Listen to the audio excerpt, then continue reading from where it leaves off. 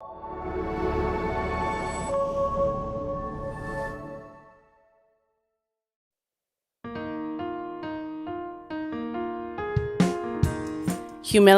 equity, anti-racism, lateral kindness, inclusivity, and trauma-informed, these are key aspects that we as a collective are asked to bring into our everyday lives, our work lives, so we can share space with each other, with humility, with kindness. I'm so excited to bring in amazing voices, social change leaders in the Prince George area, so that together we can hear about why it matters, what got them interested in what they represent in the community, and maybe even some tips for other leaders in the community of how to best serve all people. I'm really looking forward to this journey together. Welcome to another episode of Hope and Healing in the North with your host, Auroara Leigh. Today we have Cherie Chai on with us talking about anti-racism. She is just so wise and humble and just such a joy to share discussion with about this very important topic, and a topic that oftentimes people are a little too uncomfortable to have. And so, reflecting on the humility episode of how important humility is for some of these more uncomfortable conversations, but leading into what is racism, what is anti-racism, how can we understand the differences of different types of racism. This is a very meaningful discussion, and I hope that you enjoy the episode. I'd love to hear, you introduce yourself for the audience tuning in. Yeah, so I'm Cherie Chai, my last name. I'm from Singapore and Malaysia. My ethnicity is Chinese and Thai. I've immigrated to Canada in 2028 and settler on the unceded territory of the Clitley Tene. I work as a language teacher for the School District 57, teaching the Dakar language currently. And I also have my own startup called Speak Right Academy, where I teach different second languages and also do community events to bring people together to learn from each other in a fun and accessible way. You're amazing. Oh, thank you. I mean, I try my best. I'm always learning as well. Wow. Well, I know you're highly sought after for how you teach about anti-racism. So I know a lot of people, come to you for, what is anti-racism and things like that. And you teach Daka, so you teach the language that's ancestral to the land we're on. And you're not even from Canada. Wow, Canadians really need to step it up. I believe, I really hope, and I'm always trying to convince people around me to learn the Clitley Dakar dialect. Yeah. It's learning a new language is always difficult, but I feel a sense of a responsibility to learn the language of the land. As a settler and as an immigrant, the language is tied so closely to history, the identity and the culture, and you can learn a lot about the land that you're on through learning the language. You can learn a lot about how you connect to the land through learning the language of the land. That's what I believe. Yeah. Because the words in the language actually describe, right, in different ways than the Western, than English. Yeah. I can say a bit about that. I'm taking this course at UVic called Indigenous Language Revitalization, and through that course I've learned so much. Like, for example, the differences, like what you mentioned. The Dakar language is one of the Athabascan languages, and they're very verb-based. So, and English, for example, is very noun-based. So it's hard sometimes to translate a Dakar word into an English word, So, for example, it being verb-based, it can kind of like explain actions, right? The actions that comes with that word. Instead of say a noun, and it if you don't know the meaning of that noun, you wouldn't know what it entails. So it's always good to learn. If you are learning their language, you get to understand them better, the culture and things around us. There's no way to really understand a culture without actually knowing some of the language, because you see through the worldview through the language. Yes.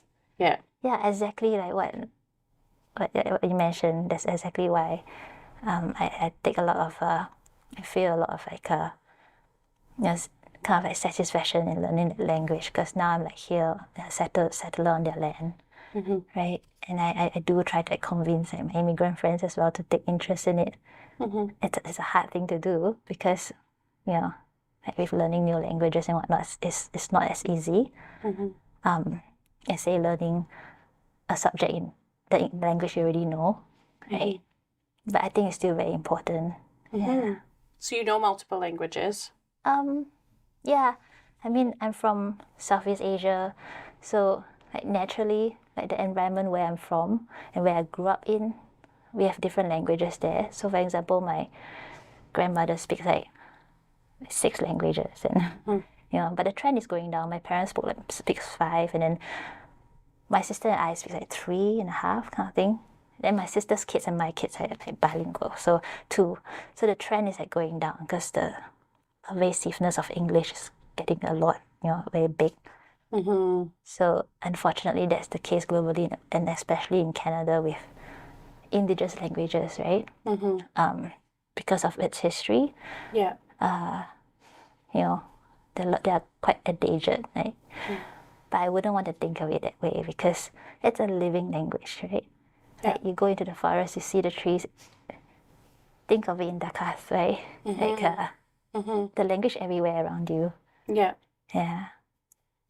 And when English like sweeps and takes over, it's taking over ways of thinking, ways of being. And so to do true indigenization work or decolonization work, it's necessary to work with the language. It is, yeah. I mean, like what you mentioned, right? Like, if let's say we are always stuck in like using English, right? We are perpetuating that colonization in a sense, right? If we are able to, say, use indigenous language, right? We learn about their worldviews, which is very different. Then we can like say that, oh yeah, we stop having that colonization mindset, we can move forward. Well, and like the English ways of thinking or English ways of being have kind of dominated, and that they've acted like they're more accurate or more right than other ways of being. Would you say that's true? When they've taken over, like, so for instance, in residential schools, children were told not to speak the language. They were punished not to speak the language. Right. And so that was taken and stripped from them as a sense of self. And even the ways that they thought, they were taught, no, think this way. Oh yeah, that's like kind of like imposing, right? Of course that's not right? Like from my history, my grandmother went to one of those grammar schools as well, because like Malaya was colonized by the British for a very long time, which is why I'm speaking English now. And what I learned from my own history is like going through that we do lose things like identity and culture. I can't speak Hakka, which is my father's dialect. Yeah.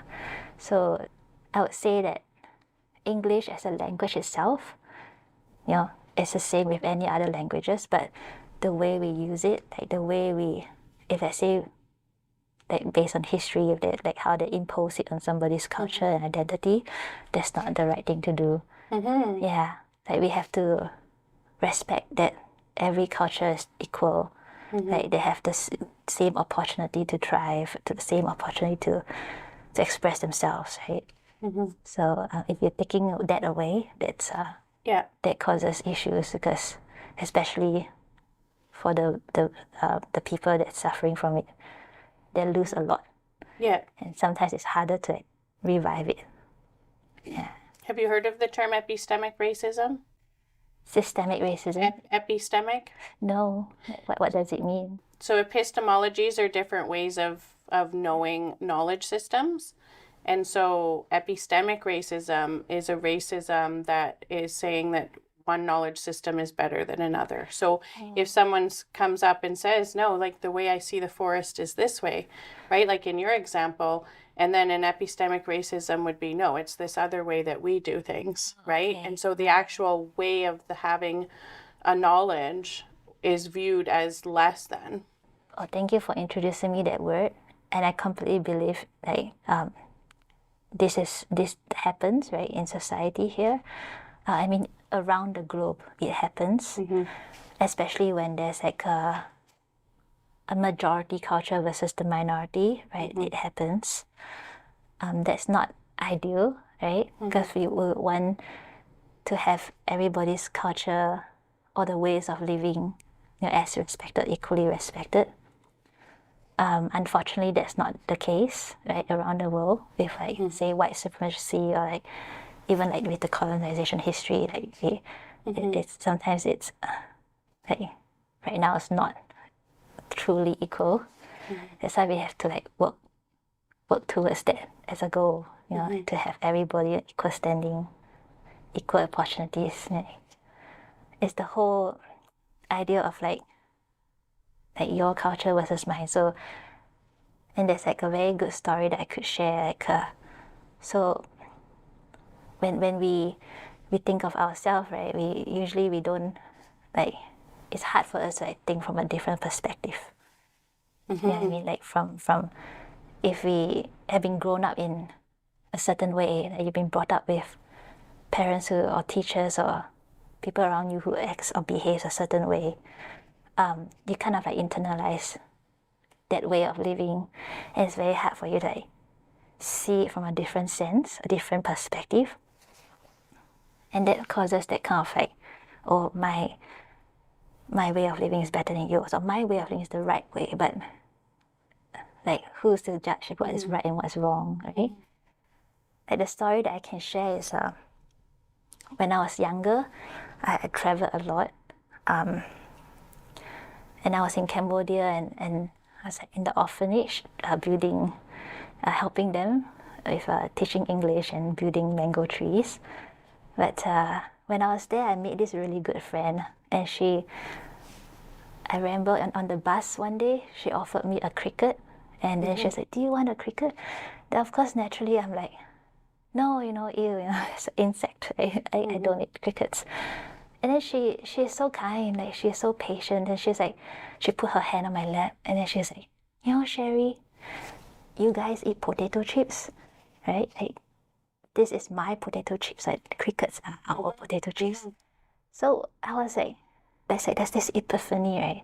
Like what she has done there essentially, so casually, but what she has done there was to like kind of brought me out from my perspective and put me into hers, like successfully. She made me see the whole world, like through her lens. Yeah. And that's what I really appreciated of that, with that,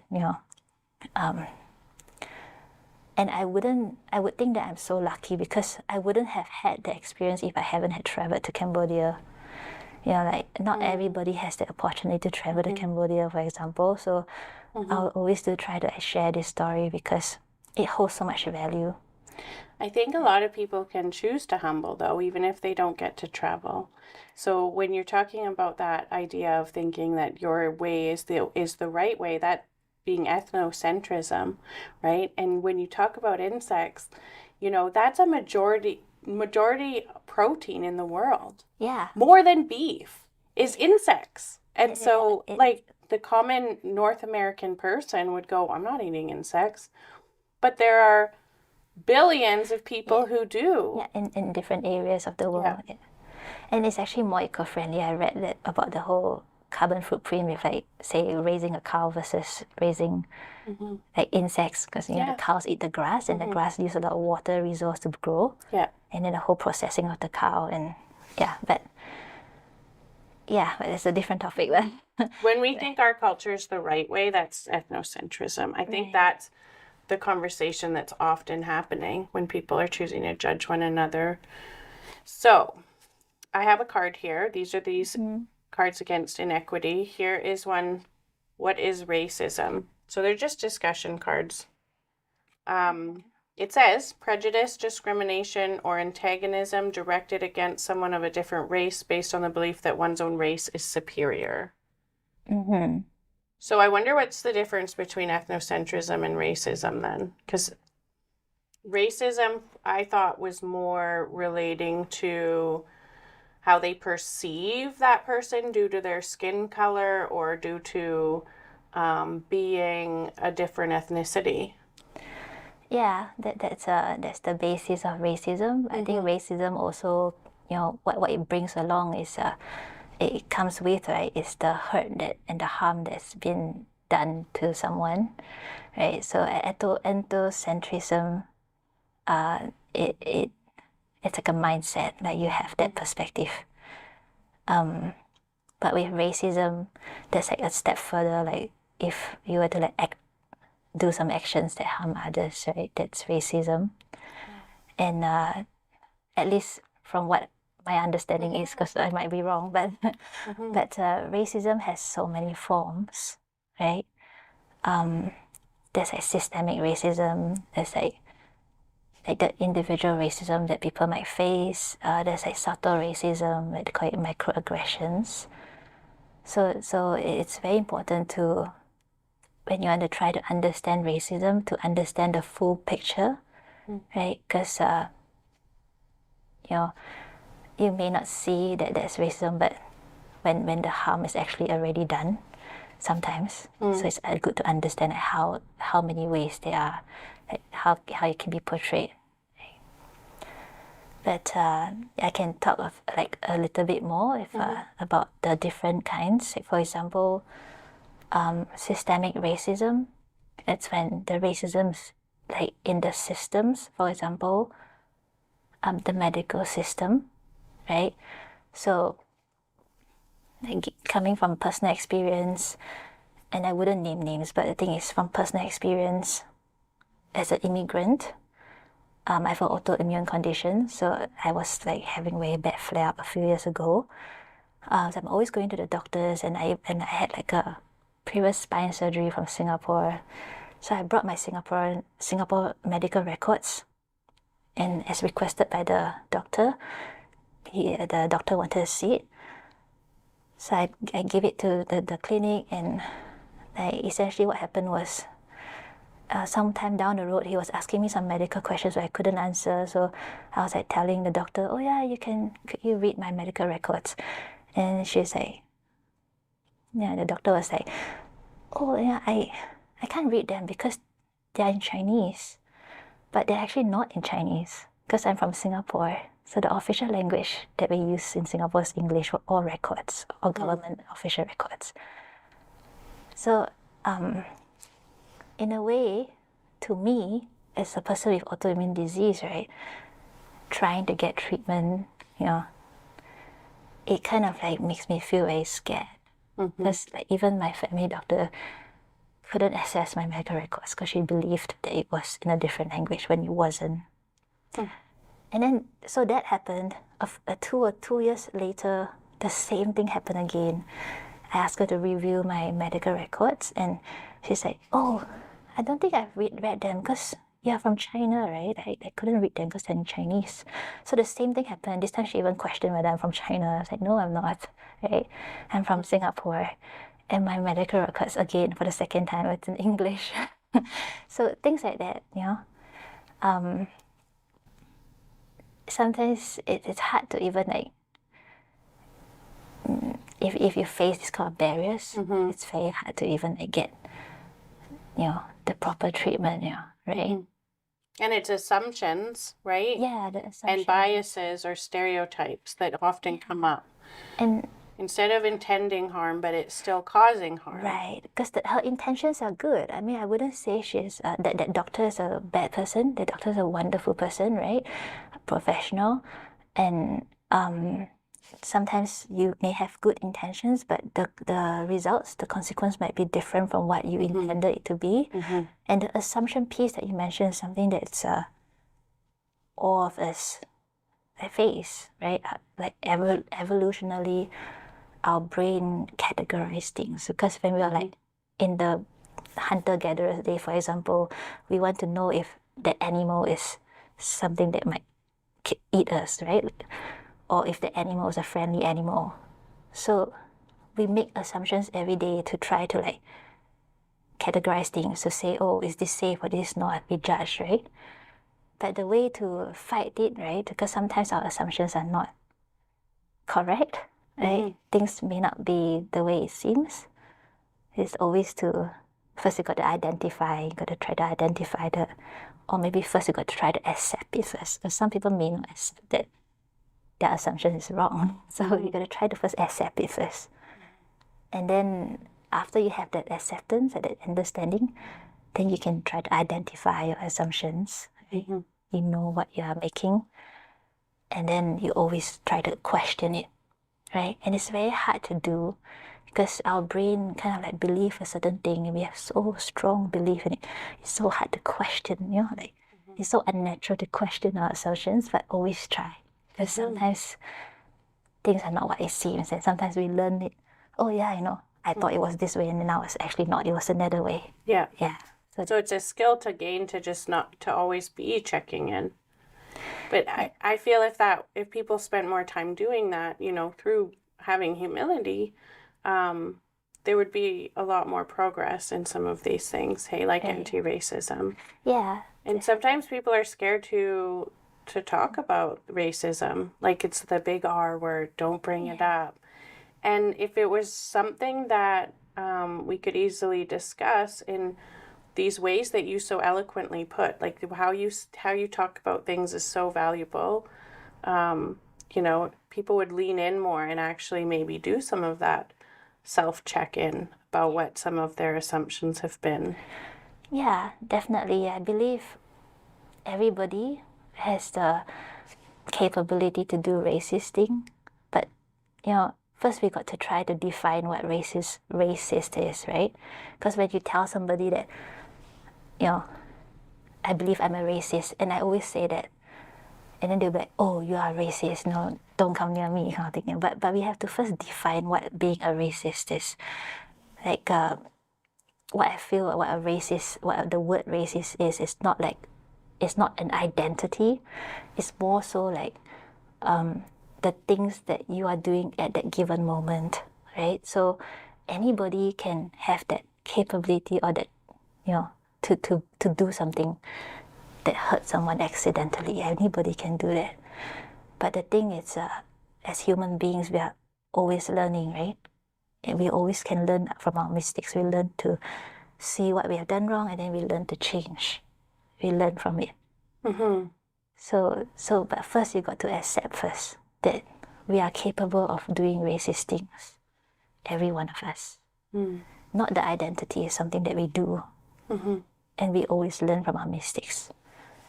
Right? And being a person of color like myself, like my husband being married to a person of color, that doesn't make us immune to racism. We can still do racist things. Right? So you got to learn from it.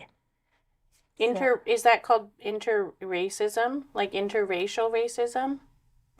I haven't actually heard of that before, but... When people of color are racist to other people of color, does that happen for you?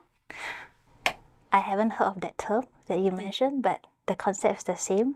Because for like myself, I'm an immigrant. When I talk about my experience with racism, some of my immigrant friends will be like, no, you're overthinking it. I don't experience it myself, right? And as they're saying that, I see how they're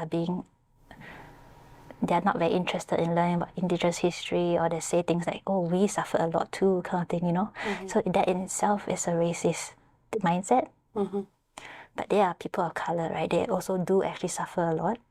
So there's something called like intersectionality, right? Sometimes the people may look like you. Like for example, my immigrant friend, we are both immigrants, we are both facing racism here.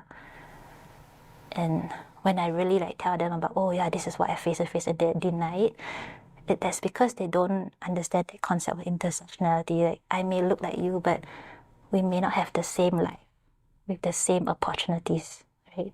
For example, yes, I'm a Chinese immigrant here. I have autoimmune disease. My husband is type 1 diabetic. I have an autistic son. And then that kind of like opened doors to being targeted, you know. Like we have been faced racism as a family, you know, from neighbors, former neighbors and whatnot. And when I told my Chinese friends about it, they're like, no, you know, you're overthinking it. It's not that bad here. I'm also an immigrant here, but I don't face these kind of things. So they're trying to like ignore that you know, what we actually face, that real issue. And a part of it may be something called modern minority. And what it means is like they're trying to fit into this society. So they kind of like ignore now that subtle racism that they may have faced in their daily life, but they kind of like not see it because they're trying to fit in, right? They're trying to like adopt a new identity here. So for me, I'm always very grounded. Like for my son, right? I always want him to see the true me, you know. I see some of my immigrant friends when they only speak English to their children, for example, or when they speak English, they speak with like they try to adapt the accent to a more Americanized accent, right? And that's not their true accent. But I don't do that because I understand where they're coming from. They're trying to fit in, you know. But for myself, I wouldn't want my son to see a non-true version of his mom, right? Because say, for example, when I think of my late grandmother now, I think of her face, I think of what she does, but I also think of her voice. And for my son, if I were to speak in like Americanized accent, he's going to like think of me with the fake accent, you know what I mean? So that's my belief in the end. Like I know like where others are coming from as well, and maybe that's what they're comfortable with, but in a sense, denying that racism actually happens is not helping society progress into like fighting it, right? So when you mention about how people of color having racism, I don't know whether there's a specific term for it, but I can tell you that coming from Singapore and Malaysia, because being a Malaysian, being a minority there, and then immigrating to Singapore, being an immigrant in Singapore, racism happens anywhere, in every country. It can happen in China, it can happen in Malaysia, Singapore, Canada. So it is not like racism only like the white against somebody. No, it's every race, everybody. Yeah. So you're teaching the Dakat language. Do you ever experience anyone saying like, why are you teaching this language? And does that ever come across like kind of racist? No, I understand where they're coming from. Like just last weekend, I was a speaker at the Dakat conference, and I was speaking to elders, and I was telling them I should be the one sitting down in the audience listening to the elders instead. And I have received criticism because my pronunciation of the words is not strong. I have an accent. They tell me that I have an accent. That's obviously I have an accent even for English, and I can understand where they're coming from. They want the accuracy when passing down the language, right? And of course, they would prefer to have an indigenous or even a local Dakat person to teach the language. So I'm not upset when they tell me. In fact, I'm trying to explain to them how I got into that position. I explain to them like what I've been doing over the past few years. Like I'm very transparent in my identity. Like whenever I do presentations like that, the first slide will be like, self-introduction, like where I'm from, what's my ethnicity, So I tell them like who I'm working with, like what goal we're having, like working towards indigenous language revitalization. And I try to tell them like, I'm working on the pronunciation, and thank them for giving me this opportunity to teach their language, because that's something that I'm very grateful for, right? So in terms of other people telling me like, why are you teaching the Dakat language? You mean like a non-indigenous people? Then I have to explain to them. Sometimes it's just about the understanding, right? I position myself as a learner of the language as well, not just somebody who's a teacher, and then I always position myself as a learner of the language, right? Convincing others to join me to be learning the language as well. I just so happen to have a teaching background, a second language teaching background, so that's what they're hiring me for, the techniques that I use. But I'm definitely a learner as well myself of the language and the culture and whatnot.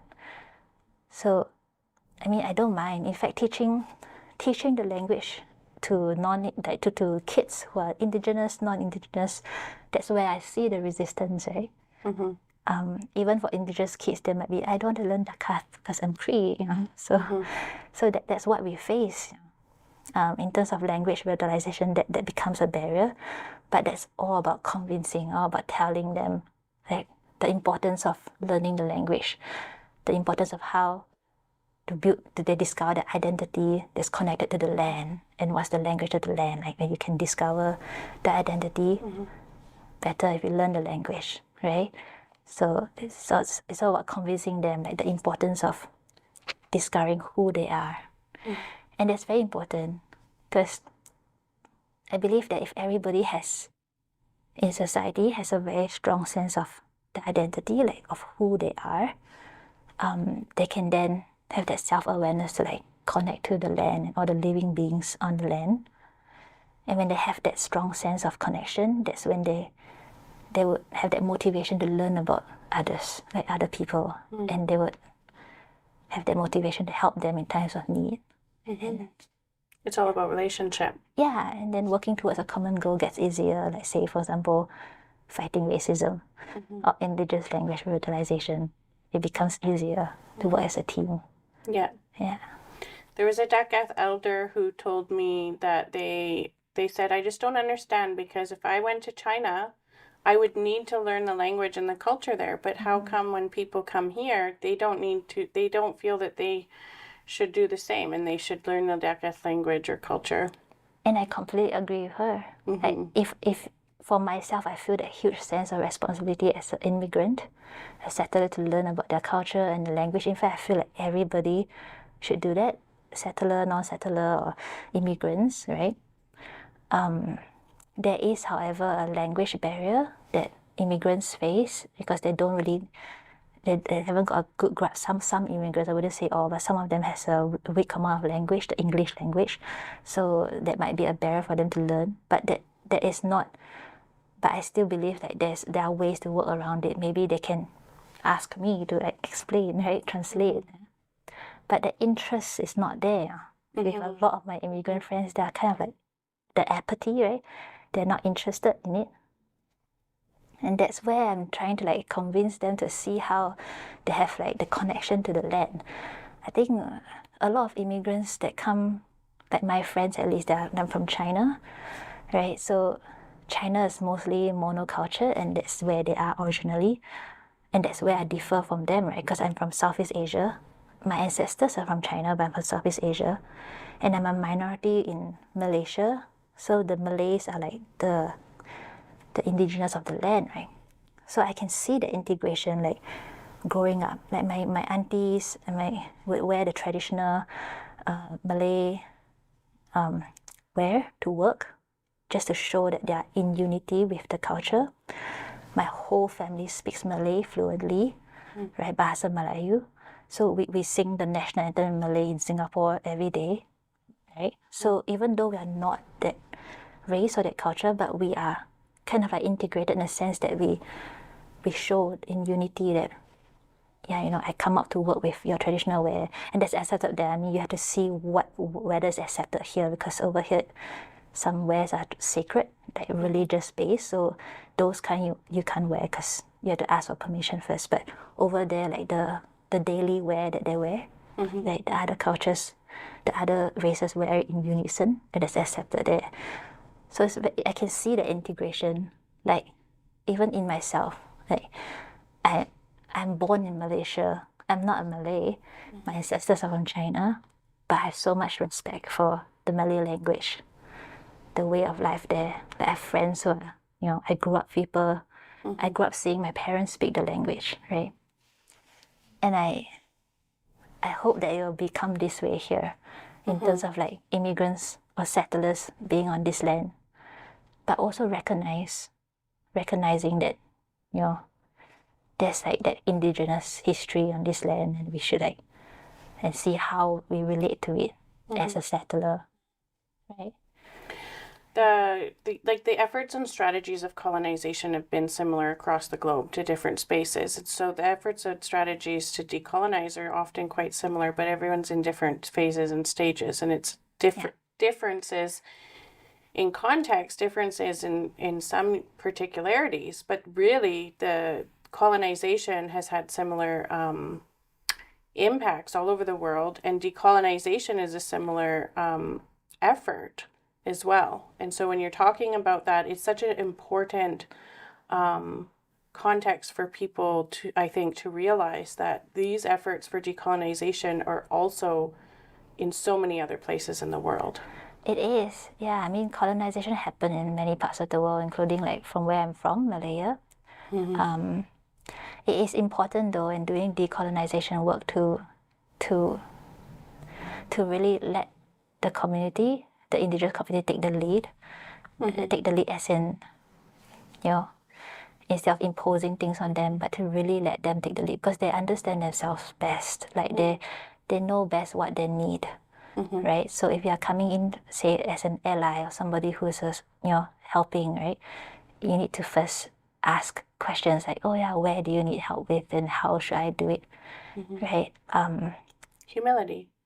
Yeah, like always learning, always being curious, and know that they have like a whole different, they have a whole might have a whole different way of living that you may not know, you haven't learned it yet.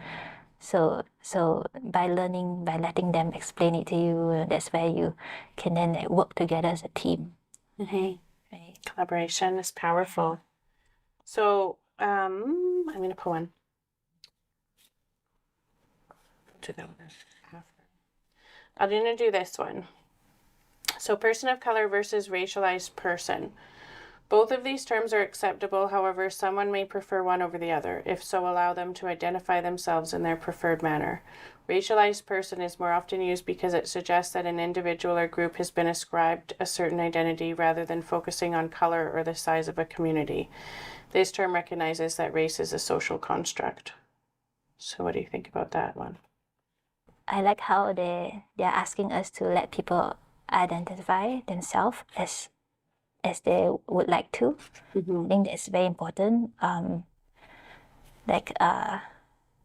know there's been different schools of thought in the past. There are more people who would like to say, like, for example, I'm a person with disabilities, right? So they want to kind of like take the disability out of the identity. But then nowadays there are another group of a school of thought is like, oh yeah, but I identify my disability, like I live with autoimmune disease, like that's what I go through every day. So I'm okay with people saying that I'm disabled. I'm a disabled person because I embrace my identity. So that's the key. Because some people may not be ready to do that yet. Like some people may prefer the other way. Same as this one, a POC, racialized person, like they're just terms, like, let them identify however they want, feel most comfortable with, and do know that people have their own thoughts and feelings, right, to come to that decision. So respect that. I really like how you everything you say, and I really like how you talk about the there's the racism that's non-intentional, doesn't seek to harm, but it can lead to those harmful outcomes. So openness to learning is really important. But what about racism when it's actually does intend to harm, or they don't care if it harms, and the differences? Because I think a lot of times when people are scared to talk about racism, they think it's that one, that it's the one that intends to harm. But there are situations where that is. Is racism different, or is it the same? It's just it just all comes down to intention. Right. I mean, I always try to believe in the good side of people, right? So I always believe that sometimes if somebody were to make a mistake, and they appear to be racist or to have done a racist thing, that's something that they have to learn how to recognize and change. And with recognition and change, they have to go through the whole step of apologizing, and then they repair the relationship and then learn from it, learn how not to repeat it. But if let's say a person were to like say, for example, what you say, intentionally do it, there's still something that made them that way. Maybe that core belief that they have. Maybe the way they've grown up. Maybe the environment they've been brought up in that influenced their thoughts.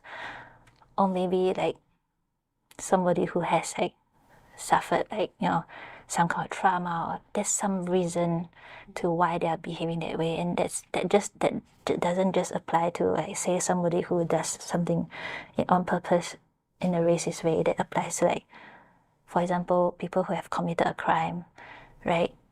They committed a severe crime, they go to jail, right? And that doesn't mean that society should give up on them. You know what I mean? There's still work to be done in the correction center, healing to be done, psychotherapy, or get them to rehab, right? Get them to learn, right? Because I know there are things that cause people to do something a certain way. Like instead of running straight to judgment, like have the curiosity to find out why, like what factors are causing it. Like derogatory terms towards people, that those are really like harmful. And people know they're harmful, but they can still say them. They are, and it's not right for them to say it, right? Unfortunately, if it's said, the damage is done. But sometimes some people just don't have the capacity to repair and apologize, repair, Like some people, it's not at that awareness level to recognize what they did was wrong. Because they just couldn't. Like if I were to say about my mom, for example, she suffered brain damage as a kid, and if you were to ask me, I think she said certain things that are racist towards the Malays, right? Back in Malaysia. I mean, my mom has that tendency to say these kind of things, but at the same time, I know who she is as a person, right? So I recognizes that brain mental health in her that caused her to say these kind of things. And I'm not saying that what she says is excusable or right. It's not, right? It harms people, it hurts people, and without her repairing it, it just perpetuates it if she keeps doing it. So the actions there is to really try to like get her into rehab, right? Really try to get her to recognize, to heal herself, which is always hard because there's denial when someone is suffering from things like mental health. So you have a lot of compassion for people when you see that maybe they've done that action and it's wrong, but you can see and contextualize with compassion why maybe a person is. Yeah, finding out the factors behind why it caused them. It could be a lot of things.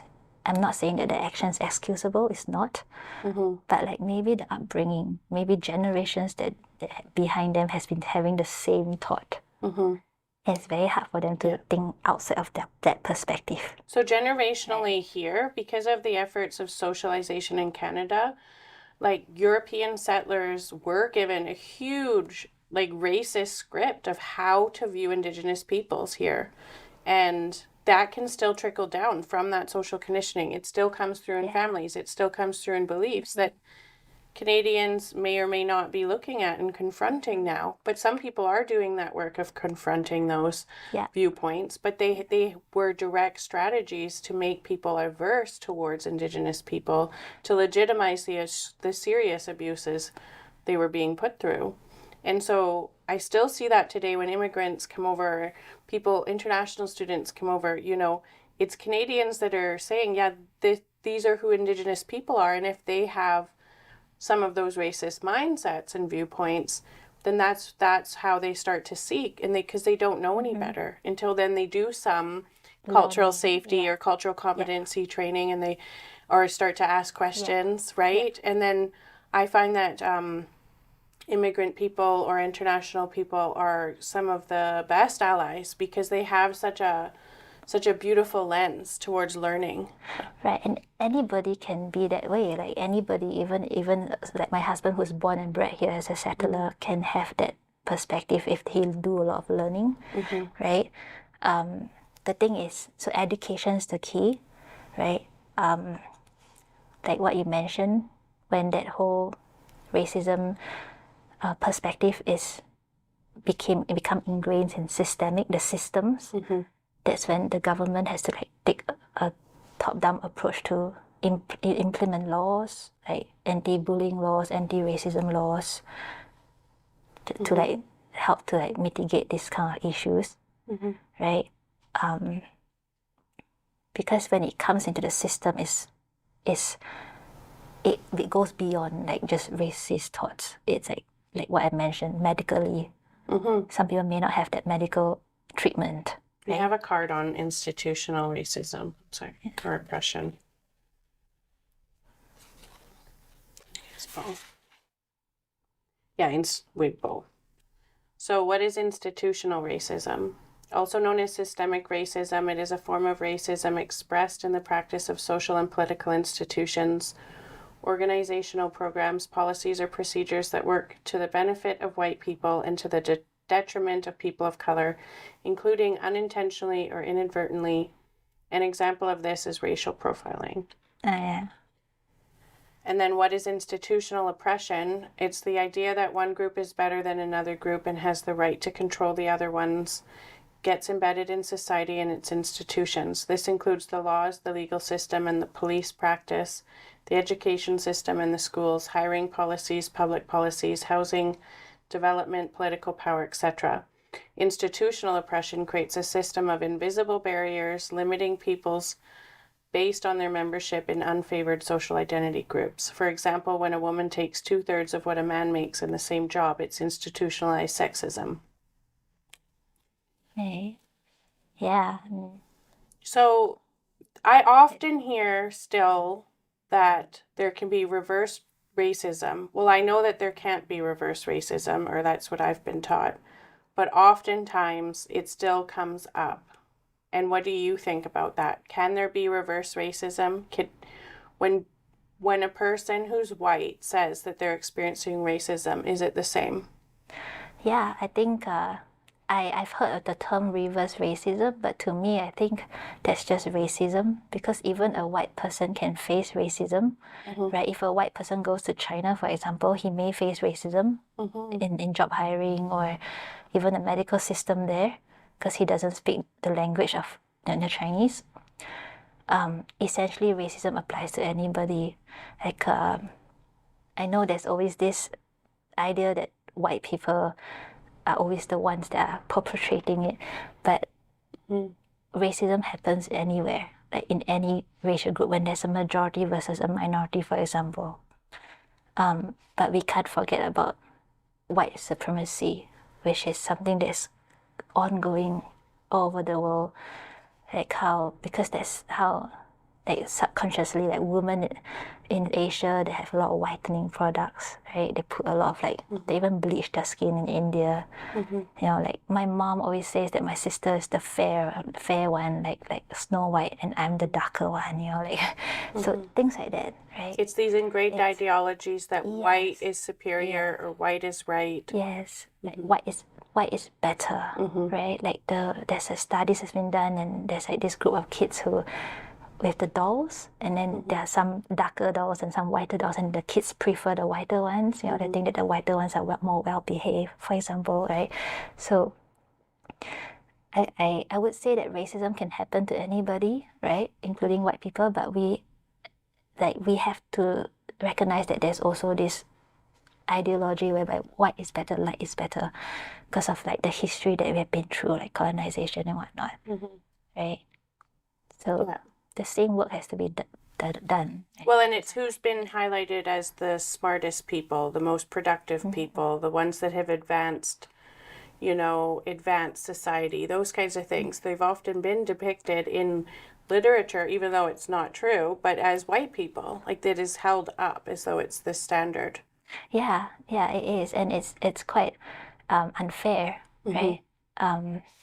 It's not just the whiteness, sometimes the accent, right? Which is why I encounter people who try to change their accent, and which is not good, because we try to live as authentically as possible, right? So that for example, my son, I wouldn't want him to hear a different accent, but that's the thing, like it's a lot of work has to be done, and this is a systemic thing.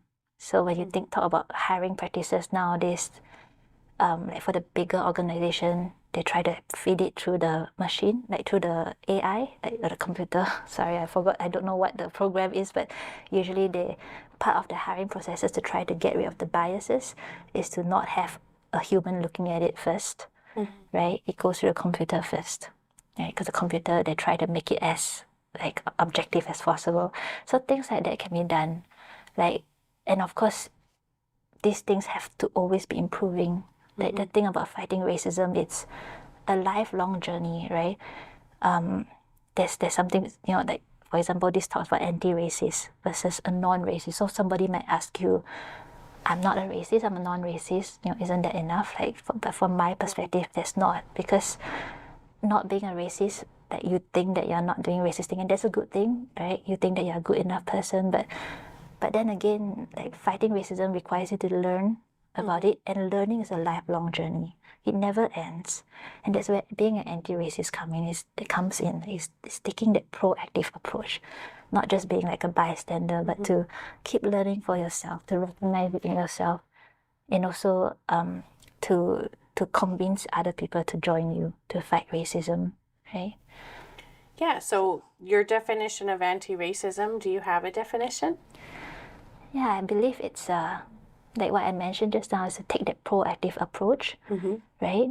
Instead of being a bystander, to keep learning, right? To recognize racism, to recognize the need to fight racism, not in the community, but also in yourself. And also, keep learning and to motivate others to learn with you, right? To learn ways how to fight it.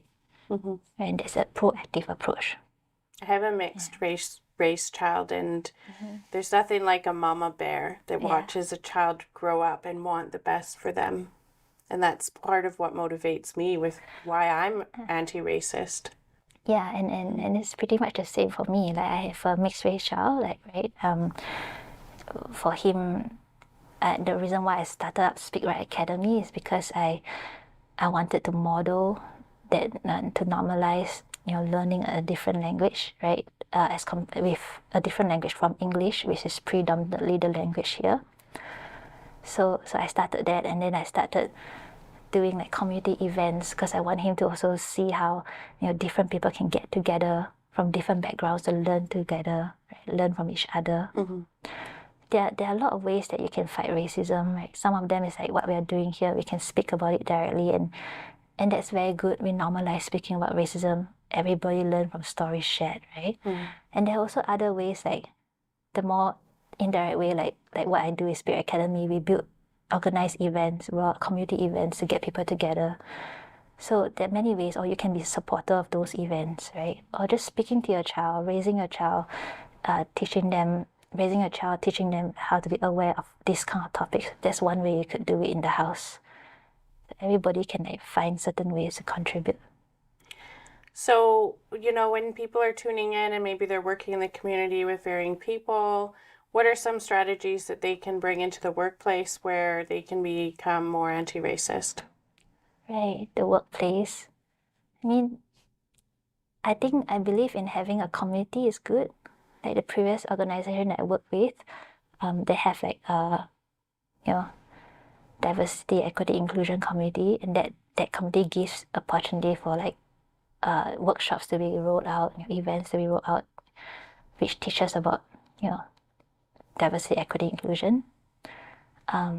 Just talking to people about it, right? Talking about what you have learned, like telling them stories about how you go through it, right? That's important as well, so people can learn from others, and they might be able to share their own learning journey as well. Just have an open mind, right? Learn from people who have experienced it. Learn from good sources from the internet. And I say good sources because you always have to discern and pick up nowadays with social media. So ask questions, right?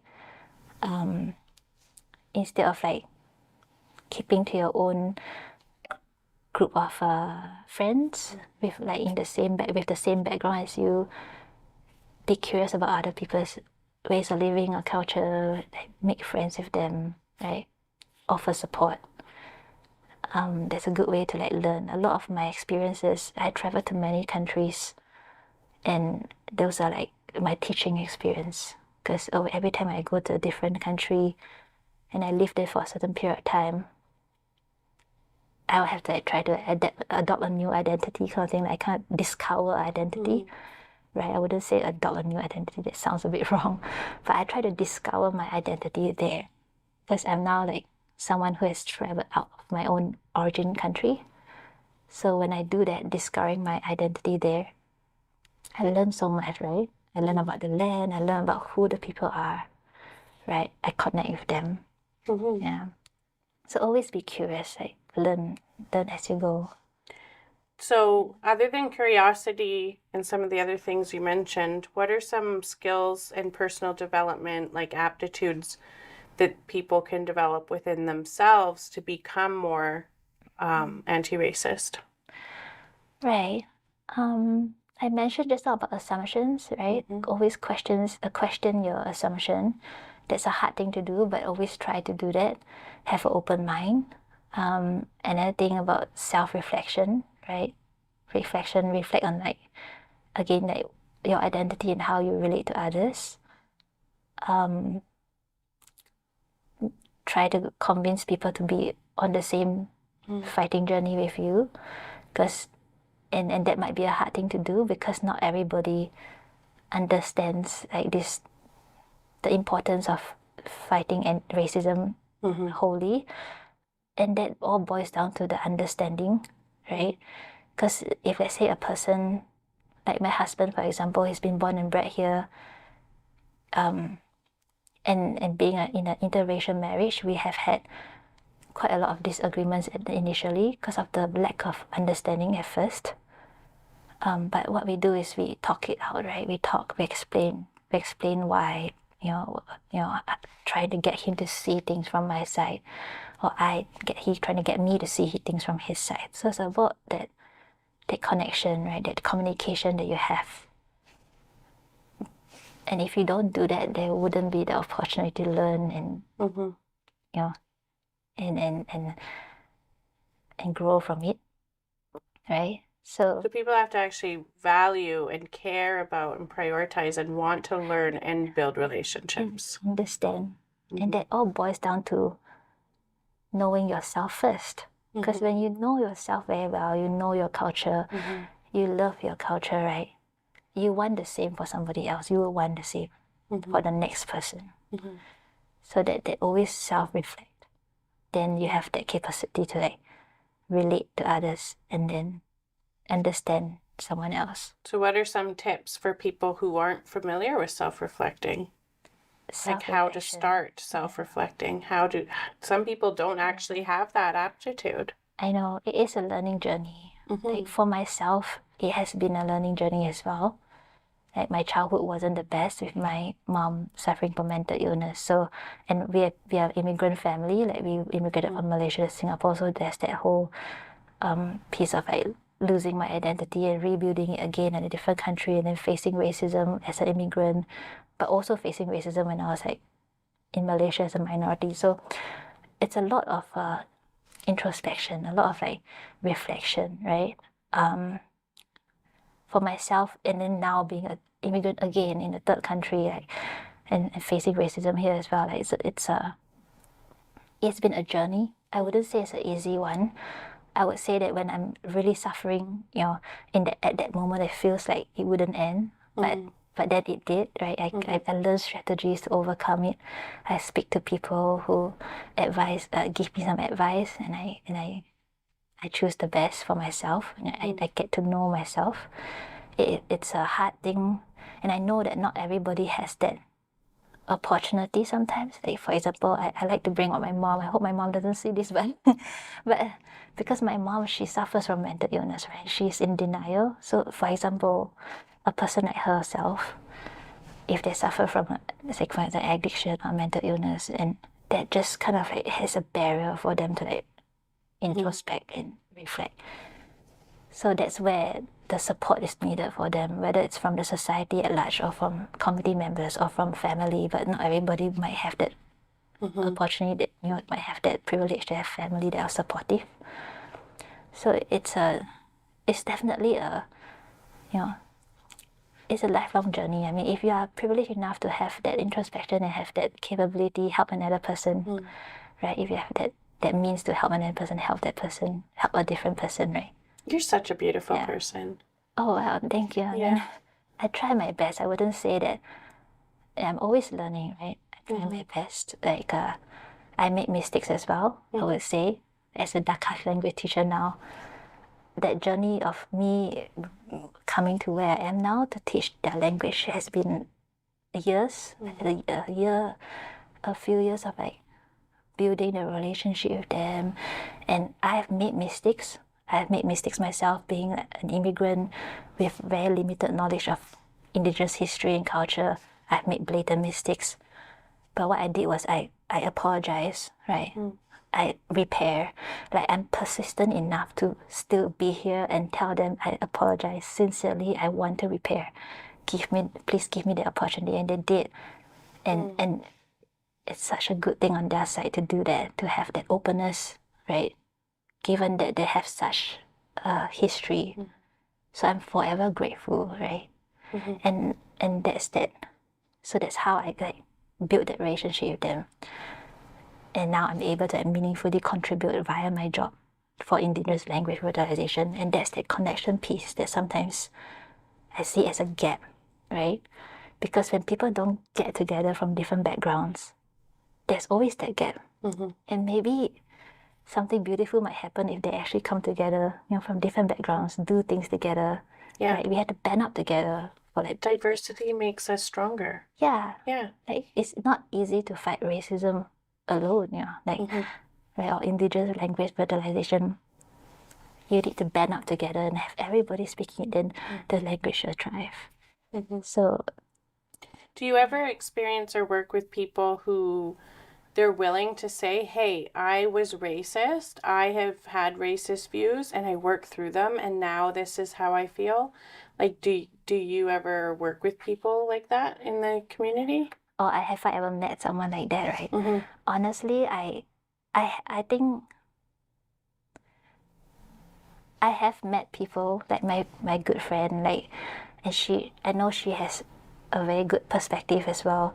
But honestly, I don't think I have met someone who has tell me honestly I've done racist thing, or I admit that I'm a racist myself and I'm working on it. Right? I have not. This concept is just so shocking for someone. They avoid the R word. And I always try to normalize it, right?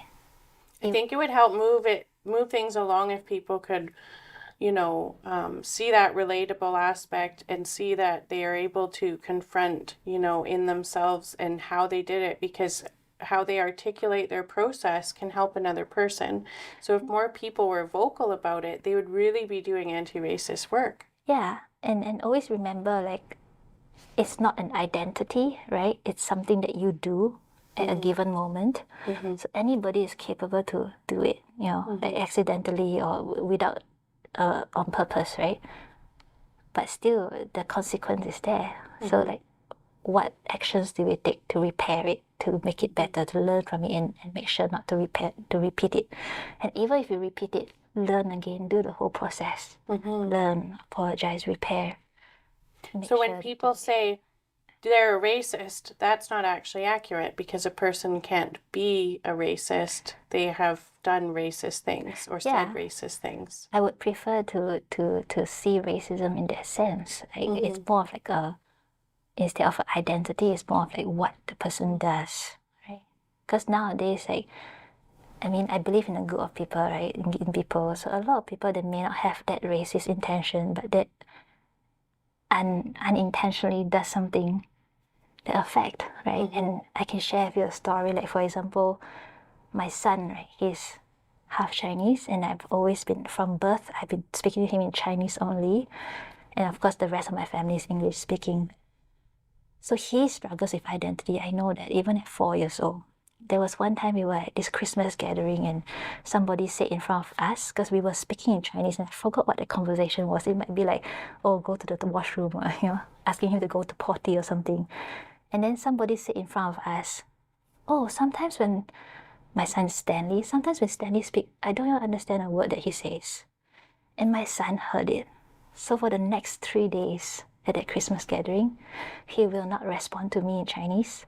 He will not speak to me in Chinese. He avoided responding to me at all because he has only ever known to speak to me in Chinese. But after he heard that, that identity crisis set in, right? Even at 4 years old. So this is what I mean. That person that said it, she's a wonderful person, right? You know, and I know that she doesn't have the intention, but it created something that has a huge impact in my son and I, right? So it's so delicate sometimes, right? And we make the mistakes like that. Yeah. It's so easy to make it. And I think people do make those mistakes, and that's why they get so scared to talk about it or to look at some of those things within themselves when doing anti-racist work and in reflecting. But you know, just the not knowing and scared that, oh, I didn't want to harm, so that they feel so uncomfortable that they've caused harm that it's harder to move from that point to get to learning, to get to unlearning too. Yeah, and that's so that's the mindset that we can try to adopt, like the whole mindset of like I'm a baby, I'm curious, I make mistakes, right? It's normal.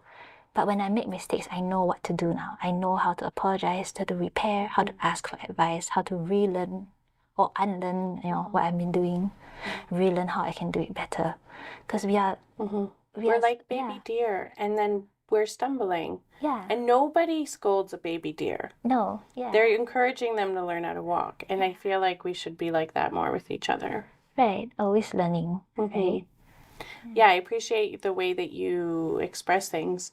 So, I mean, when you talk about with your 4-year-old as well, you know, it makes me think about unpacking what is internalized racism. What is that? So when, for example, when a person is being brought up by, right, the environment that he's in, right, and there's a certain ways that they live or certain ways, things that they say, right, they internalize it in the sense that they believe, they become, it's something that they believe, like their core belief. And sometimes like racist ways, like for example,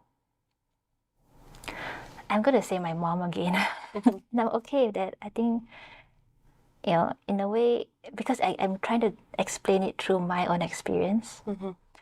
So my mom growing up, she would say things like, oh yeah, you know, like we Chinese are smarter than the Malays, right? Because we are from Malaysia, you know, and we are the minorities. And I know she has suffered racism from being a Chinese in Malaysia, because that's why I have an English name, right? Because my dad didn't want to put my Chinese name on because he thinks that there's like social, political reasons, you know, like if I have my Chinese name on, no, as in I have an English name, Cherie, but they didn't want to put the English name in my birth certificate because there's like that Islamic versus the West, you know, conflicts.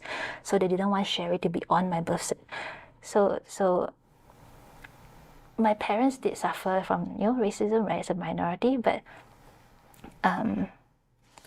so on my birth cert, I'm like Cherie Chai, Chai Kai, you know. But then again, they themselves say things like, oh, we are smarter than the Malays are lazy or something. And obviously that's a racist thing to say, right? So when I was a kid, right, I actually did believe her because I was a kid. Like, you know, my mom said something like, my mom keeps saying that she hates cats are bad, you know, and I actually believe that cats are bad, right? But as I grew up, right, I start to recognize myself, oh wow, those are racist things to say, like that's a racist mindset. And I'm so lucky in a sense to have all the life experience that I've had, you know, being a teenager and a growing adult, to make me realize what my mom said to me was racist, and to have that self-reflection and awareness to see that, oh, in the past I also think that way, right? And now I think differently. So internalized racism can be racism internalized towards others, but also can't it be internalized racism towards the self because of messages that you've gotten about your own race? Yeah, and that's very true. Like in some like parts of the world, right? They will internalize that they are not good enough, right? They don't they trust maybe a white doctor more than the people of their own race. That happens in Asia all the time, right? When there's a white professor, a white teacher or something, they'll be like, wow, yeah, whatever he says is correct. And then they would listen to that white person more than, say, a Chinese professor or something, right?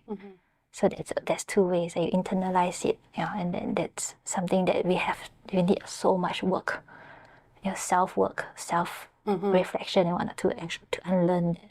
Yeah, when I went to Peru, the indigenous students in the schools didn't want to learn their Quechuan language because they wanted to only learn Spanish because of their own internalized racism, being either mestizo and or Quechuan. So that was their internalized racism, right? Yeah, and I haven't actually heard of the word internalized racism, but that's the same concept. Like the reason why my parents and even my grandmother spoke to me in English as a kid growing up is because they believe that English is like the language of the modern society, that you have to learn English if you want to find a job, right?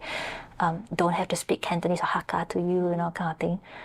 The same thing with a lot of indigenous families that because of their history, I've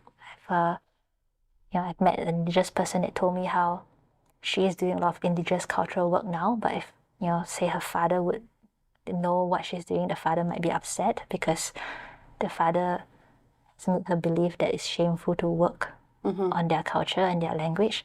Yeah. So in this situation, because the Spanish were the colonizer in Peru, then they had the internalized racism that they were less than. Yeah. Yeah. Yeah, and that's very unfortunate because then again, it is stripping off that identity, right? It's like every culture, every language deserves to be on the same platform. Yeah. There's so much value to like learning a language. It speaks to the different stages of language revitalization being a decolonization effort, but where they were at with decolonization wasn't in the same space as, say, what's happening here, where language revitalization is big for the schools. Yeah, it's like on a tangent, like the progress, it's different. And even with racism work, right, like say for example, maybe this person is on a learning journey at that progression level, and then maybe that person has a further ahead progression or maybe less. So we also need to be mindful of that, like everybody's on their own learning journey at different stages, right? Instead of going straight to judgment, again, they have that understanding. Yeah. Right? Yeah. It's meeting people where they're at and having the aptitude to say, what do you want? What matters to you? Right. And if you want to help somebody, it's the same thing, the same idea, right? If you want to work with somebody, you understand that person as well, understand each other. Right? Yeah. That's how you can form a better team. Yeah. Yeah. So what else would you want people, in our closing thoughts together to kind of glean from your wisdom? Anyone like in the North or whoever might be tuning in, about anti-racism? What do you want to share? Yeah. I mean, I wouldn't say that I'm also learning from everybody else. I would say that I highly encourage people to just take that first step, right? If you haven't explored what anti-racism is or even racism as a topic, to take that first step, right? Be brave to stand up for justice, right? Because that's what we all need in this world. You might think that, oh, this doesn't happen to me, I'm safe, but no, you never know, right? Sometimes you might actually need that help. You might actually be in a situation whereby you feel that it's not unjust. So it's always good to be proactive, right? Stand up for justice, stand up for fighting racism, for example, because your family may not face it, you may not face it, but we are all living in this world together. In a certain way, we are connected.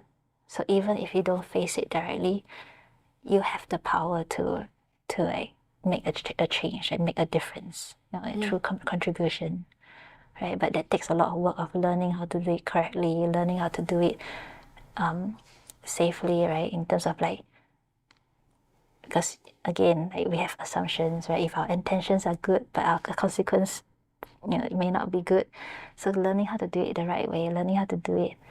And if you make mistakes, it's fine. Like, just apologize, repair, learn how to do it the correct way and learn again, right? So always have an open mind, in a sense. Where can people find you, like the work that you're doing? Because, they'll probably have more questions, or when they're learning, how will they know how to fill in some of those spaces? And you're someone right in community. So where can they find you? I have like this small startup, Spirit Academy. I have my number on that page, but that's where they can connect with me, I guess, or my email, right? My email, spiritacademy@gmail.com. I do work with the school district as well. So through the school district, if say they're thinking about DACA, and that, of course, I have to bring it back to my supervisors and the school district Indigenous Education Board of Education. But through your business, you do offer or work or speaking engagements? Yeah, I do in the past. I have like some events that I do, cultural workshops and whatnot, right? But nothing set for the future yet as of now. I'm working more for the school district as of now. I might be doing something at the library for Lunar New Year next year again. So that might be a place where you can find me. But generally, just reach out to me. I'm in my email, spiritacademy@gmail.com. I'm happy to have conversations about this topic because it's something that I'm passionate in, and I like to listen and learn from others as well. Great. Yeah. Well, thank you. Thanks for coming on. Thank you so much. Thanks.